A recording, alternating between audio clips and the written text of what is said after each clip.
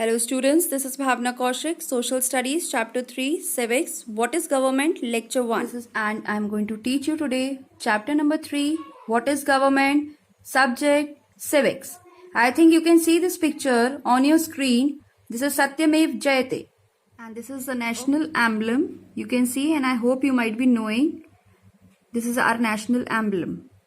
Okay, now in this chapter, we are going to study many things which are related with the government. Children, you can see this. Did you know? This is the electronic voting machine you can see in the picture, which are being used in India in general and state elections from 1999. EVMs have replaced paper ballots in elections in India. The first Indian voting machine was invented by M.B. Hanifa in 1980. The EVMs were first used in 1982 in the by-election to North Paruvar constituency for Kerala State Legislative Assembly for a limited number of polling stations. I hope you can see this in the picture. Okay, this is an electronic voting machine, children. Yes, now. I have shown you this mind map today, children. I have shown you this mind map. You can see this mind map, the definition of government, types of government, organs of government, levels of government. I have told you the definition of government.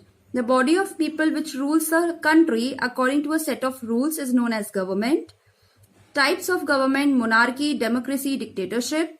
Levels of government, union level, state level and district level. Organs of government, legislature, executive and judiciary. And in the middle you can see the whole soul, government. Now we will study byte 1. You can see this picture, democratic form of government. Till the 19th century, the concept of nation had not emerged. There were many empires ruled by emperors or kings. Many kings were not much concerned about the well-being of their subjects. Though the ancient Greek city-states like Athens were democratic, it was only after the French Revolution in the 18th century that the ideas of democracy and the right to liberty gained importance. Gradually, the pattern of government started to change all over the world. Instead of a king, new forms of government came into existence. Now you can see in this picture, this is a democratic form of government.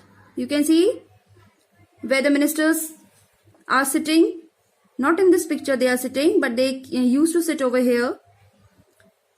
Till the 19th century, children, we were not having the concept of this government. We were having many empires and we were having emperors or kings who ruled the empire.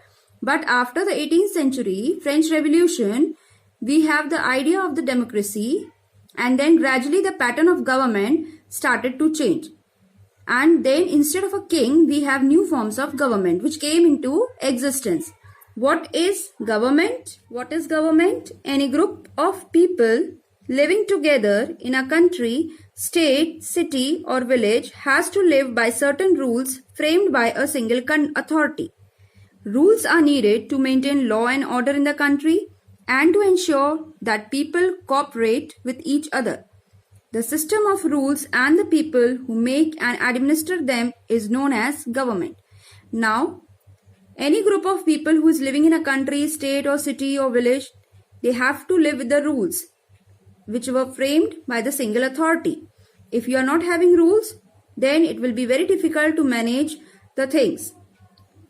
Rules are needed to maintain law and order in the country. Now, if there are no rules in the country, then anyone can do anything. So, for maintaining the law and order in the country, we need rules.